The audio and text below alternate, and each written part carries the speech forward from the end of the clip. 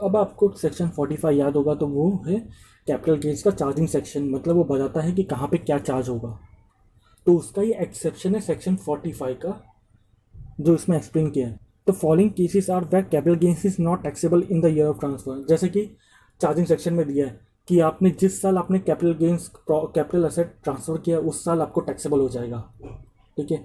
लेकिन इसमें एक्सेप्शन दिया है कि आपको उस साल टैक्सेबल नहीं होगा, किसी और टाइम टैक्सेबल होगा। तो हम देखेंगे कौन कौन से केसेस में जहाँ पे हम लोग को उस कैपिटल एसेट बेचते हैं उस साल टैक्स नहीं लग के बल्कि दूसरे साल टैक्स लगेगा। तो सेक्शन 45 सबसेक्शन 1 है, normally capital gain is taxable in the year of transfer, but in the case of destruction of capital asset, enemy action और natural calamity, fire, flood, tsunami, riot और disturbance, capital gain will be taxable in the year in which insurance claim is receive. जैसे कि पहले ही बताया मैंने कि capital gain उसी साल में ट्रांसफर होता है, उसी साल में लगता है जिस साल में आपने कैपिटल एसेट बेचा हो। लेकिन ये कुछ एक्सेप्शन है जहाँ पे आपका प्रॉपर्टी या फिक्स एसेट जो कैपिटल एसेट जो आपका तबाह हो गया है, यानी किसी वजह से, जैसे कि एनिमी एक्शन, दुश्मन लोगों ने आप अटैक कर लिया, या natural calamity, fire, flood, tsunami या झगड़े या डिस्टर्बेंस की वजह से, तो आपको कैपिटल गेन लगेगा उस साल में जिस साल आपको इंश्योरेंस क्लेम मिलेगा। आपका अगर आपका इंश्योर्ड होगा कैपिटल एसेट तो इंश्योरेंस क्लेम आपको मिलेगा। तो जिस साल इंश्योरेंस क्लेम आपको मिल रहा है, संभावना हो रही है कि हाँ इस साल मिल जाएगा, तो उस साल आपको टैक्सेबल हो जाएगा। If no claim is receive no capital gain, आपको कुछ पैसा ही नहीं मिला तो कैपिटल गेन खाएगा। तो इधर ही मैंने छोटा सा बताया है full value of consideration, insurance claim, fair market value of asset receive. देखिए कभी इंश्योरेंस कंपनी आपको पैसे भी दे सकती है या फिर आपको दूसरा एसेट रिप्लेस करके भी दे सकती है, इसलिए यहाँ पे insurance claim slash fair market value of asset receive. अगर आपको कोई एसेट दे रही है तो उसका फेयर मार्केट वैल्यू में कितना भाव है उसका वो ले लेंगे, लेस कॉस्ट ऑफ एक्विजिशन या इंडेक्स कॉस्ट ऑफ एक्विजिशन, अगर ये शॉर्ट टर्म है कि लॉन्ग टर्म है, और आपका पीरियड ऑफ होल्डिंग से पता चलेगा। पीरियड ऑफ होल्डिंग इसमें क्या रहेगा, जब से आपने खरीदा जब तक डिस्ट्रॉय नहीं हुआ। Less cost of improvement, index cost of improvement, तो शॉर्ट टर्म कैपिटल गेन या long term capital gain depend on the holding period. अब section 45 subsection 2, conversion of capital asset into stock in trade. ये मैंने charging section में बताया था आपको कि कंपनी कभी कभी जो अपना कैपिटल एसेट है उसको अपना कन्वर्ट कर लेती है स्टॉक इन ट्रेड में, बिजनेस रीजन चेंज हो जाता है। तो conversion of capital asset in the stock in trade is treated as transfer, उसको ट्रांसफर ही समझा जाएगा।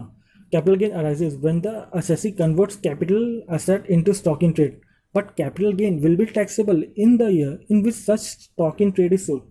यानी अगर आपने इस साल में या 2020 में, अप्रैल 2020 से लेकर मार्च 2021 में आपने क्या सोचा कि मेरा जो फिक्स एसेट है उसको मैं अभी स्टॉक इन ट्रेड में बना लूँगा, मैं अपना बिजनेस चेंज कर रहा हूँ, तो आपने इस साल कन्वर्ट कर लिया, लेकिन वो आपका एसेट बिका ही नहीं है इस साल, आपका किसी दूसरे साल बिक रहा है, 2021 में या 2022 में बिक रहा है, तो आपको कैपिटल आपने ट्रांसफ़र तो अभी कर लिया इस साल में, तो इसलिए आपको टैक्स अभी नहीं लगेगा। आपका ट्रांसफ़र माना जाएगा कि आपने इस साल में ट्रांसफ़र किया, आपको टैक्स जिस साल में आपने का स्टॉक सेल हुआ है उस साल में टैक्स लगेगा आपको। तो यहाँ पे एक छोटा सा एग्जांपल दिया है तो आपको क्लैरिटी मिल जाएगा। जैसे capital gain, fair market value of consideration on date of conversion, यहाँ पे हम लोग फेयर मार्केट वैल्यू लेंगे, क्योंकि जब हम लोग अपना फिक्स एसेट को स्टॉकिंग ट्रेड में कन्वर्ट करते हैं तो उसका सेल प्राइस थोड़ी हमें पता है उस टाइम, तो इसलिए हम लोग सेल प्राइस ऐसा मार्केट का देते हैं कि इस मार्केट मतलब बाहर के मार्केट में कितने भाव का चल रहा है ये फिक्स एसेट, तो उसका ले लेंगे amount, less cost of acquisition, कितने में एक्वायर किया उसका WDV क्या है, तो ले लेंगे, लेस करेंगे, और शॉर्ट टर्म कैपिटल गेन्स या long term capital gains based on the holding period. अब तो ये हो गया कैपिटल गेन्स की बारी। अब तो वो स्टॉक इन ट्रेड हो गया, वो बेचेंगे तो बिजनेस इनकम भी होगा ना, profit and gains from business profession में भी टैक्सेबल होगा। तो जितने रुपए में हम लोग बेचेंगे वो स्टॉक इन ट्रेड, मतलब मैं 2021 में बेच रहा हूँ तो 2021 में मैंने कितने रुपए का बेचा, less cost of acquisition. Cost of acquisition क्या होगा इसमें, हमारा fair market value on date of conversion, तो जो भी आएगा हमारा PGBP इनकम हो जाएगा, यानी नॉर्मल इनकम हो जाएगा। कैपिटल गेन और PGBP इनकम, देखिए PGBP इनकम क्या होगा, जो आपने वो स्टॉक इन ट्रेड जिस साल में बेच रहे हो उसका sale value minus fair market value on date of conversion. क्योंकि फेयर मार्केट वैल्यू क्यों ले रहे हैं, क्योंकि वही कैपिटल गेन में हमारा टैक्सेबल हो रहा है। जैसे कैपिटल गेन में हमारा फेयर वैल्यू ऑफ कंसिडरेशन यानी fair market value on date of conversion लिए थे हम लोग मार्केट प्राइस ले लिए थे, उसके ऊपर टैक्स लगा दिए थे, तो इसीलिए वो हमारा कॉस्ट हो गया PGBP के लिए, ठीक है।